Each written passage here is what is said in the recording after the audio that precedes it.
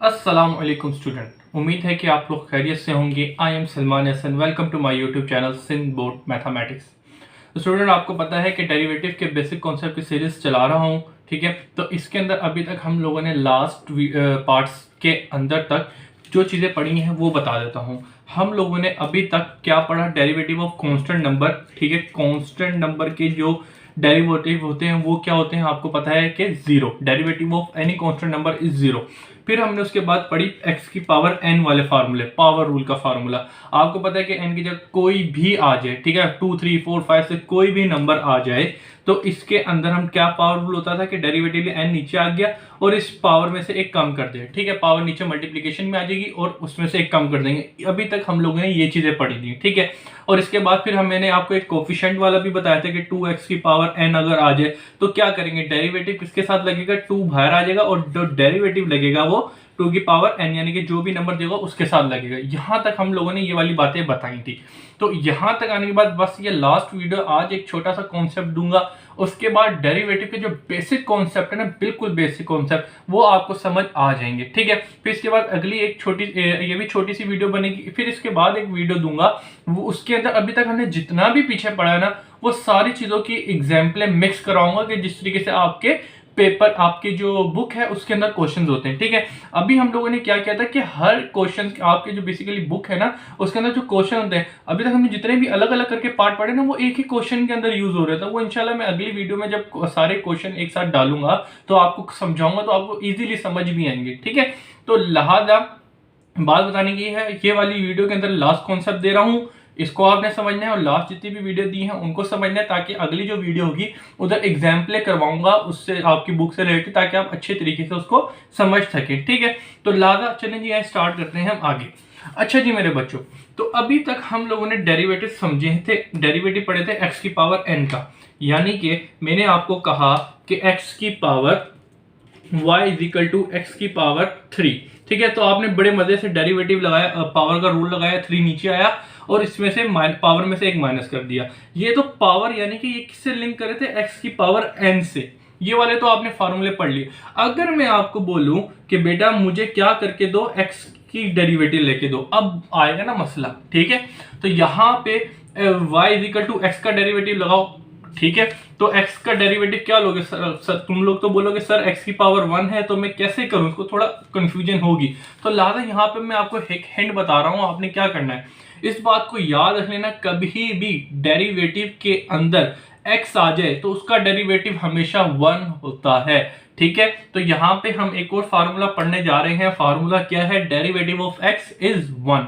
Derivative of x is 1 हमेशा याद रख लेना, क्योंकि क्वेश्चन में ये बीच बीच में से आ जाता है, एमसीक्यूज में भी आ जाता है। तो डेरिवेटिव ऑफ x क्या होता है, 1 होता है, ठीक है मेरे बच्चों। तो यहाँ पे चला, इसको सोल्यूशन करके दिखा देता हूँ और इसका प्रूफ भी बताऊंगा कैसे 1 होता है। तो जरा देखिएगा भाई, ये क्वेश्चन है, आपने इस क्वेश्चन को एक बार कॉपी कर लिया, ठीक है। फिर डेरिवेटिव लेना है इसके ऊपर, तो आपने क्या किया, take derivative on both side with respect to x, ठीक है। तो with respect to x, तो इसको लिखने किस तरीके से लिखते हैं, dy over dx, सही है, इधर भी ले लिया और dy over dx यहां पे भी ले लिया। तो इधर क्या लिखा हुआ है, x, तो आपने x लिख दिया।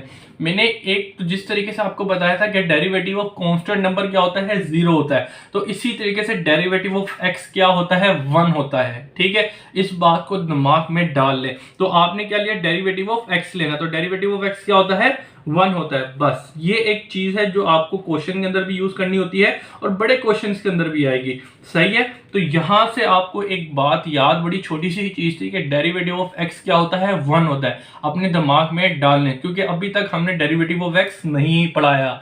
समझ आ रही है बात? तो इसीलिए ये बता रहा हूं कि डेरिवेटिव ऑफ x 1 होता है। अब इसको बता देता हूं, कुछ बच्चे, आप अगर इसमें से कुछ बच्चों के याद कर लो, रट्टा मार लो, ठीक है, लेकिन कुछ बच्चे होंगे सर थोड़ा एक्सप्लेनेशन दें, थोड़ी मुझे हिंट दें, थोड़ा सा प्रूफ बताएं, ताकि हम थोड़ा एक्स्ट्रा ऑर्डिनरी बच्चे बने। तो आपको मैं बताता हूँ कि ये किस तरीके से 1 आता है। चलें जी, तो ये अब मैं एक्सप्लेनेशन देना चाह रहा हूँ। वैसे आप लोगों ने बस याद रख लेना कि डेरिवेटिव ऑफ x हमेशा 1 होता है, ठीक है, क्योंकि क्वेश्चन के बीच में आएगा।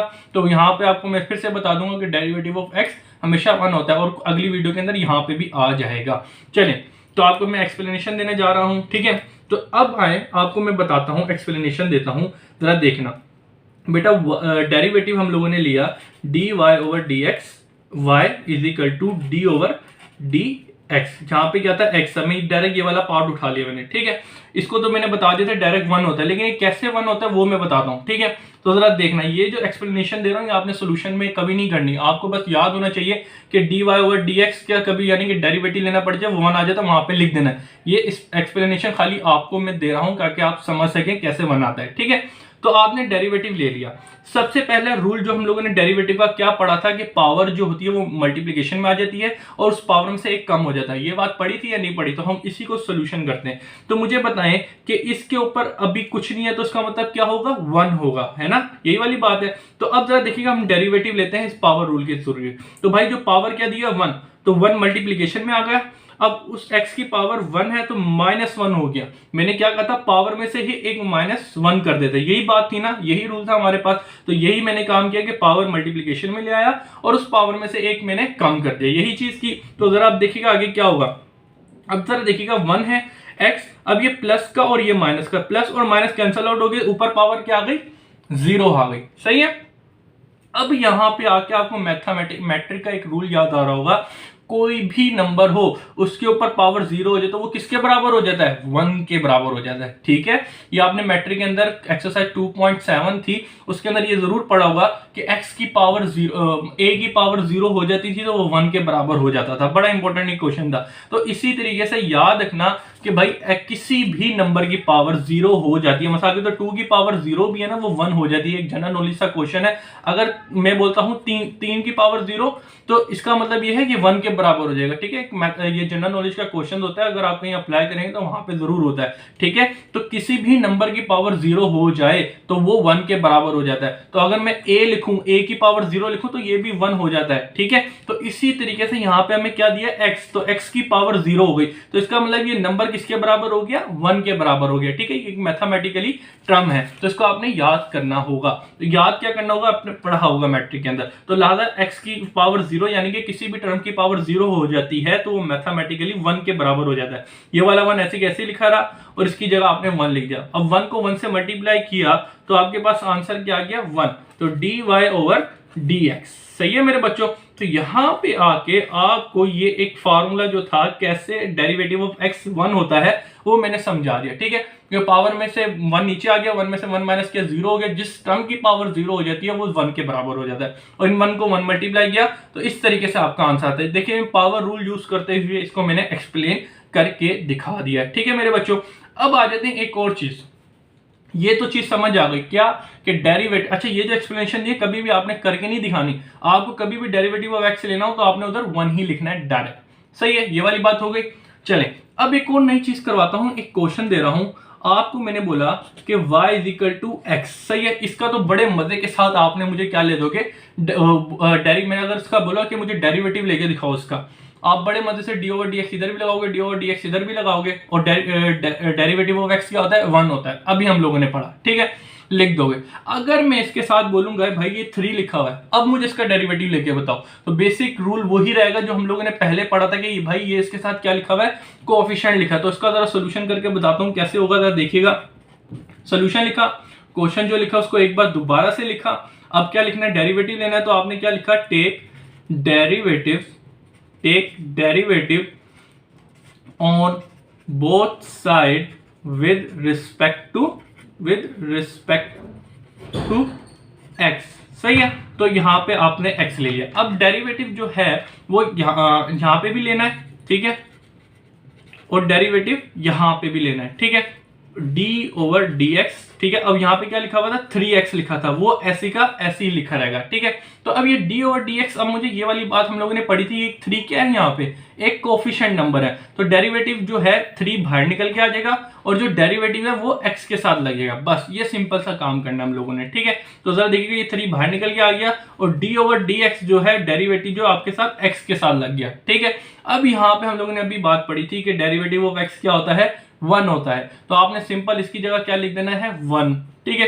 3 is equal to 1, 3 is equal to यहाँ मतलब ये 3 यहाँ पे x की जगह 1 आ जाएगा। तो 3 को मल्टीप्लाई किया 1 से तो आपके पास 3 आंसर आ गया। तो डेरिवेटिव जो आपके पास आंसर आया dx इज इक्वल टू 3 आ गया।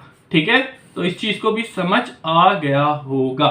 सही है जी बेटा। तो उम्मीद है कि यहाँ पे भी इस टाइप की चीजें भी आपकी क्लियर हो गई होंगी। इंशाल्लाह अब आने वाली वीडियो के अंदर अभी तक हम लोगों ने जितनी भी चीजें पढ़ी हैं उसकी मैं सारी मिल मिला के जो आपकी बुक के अंदर एग्जाम्पल है, बुक के अंदर जो क्वेश्चन था वो करवाऊंगा। ठीक है, तो अभी से जितनी भी चीजें थी वो बैक वीडियो से उनको देख लें और पक्का कर ले कॉन्सेप्ट। इंशाल्लाह आगे मिलते हैं। अल्लाह हाफिज।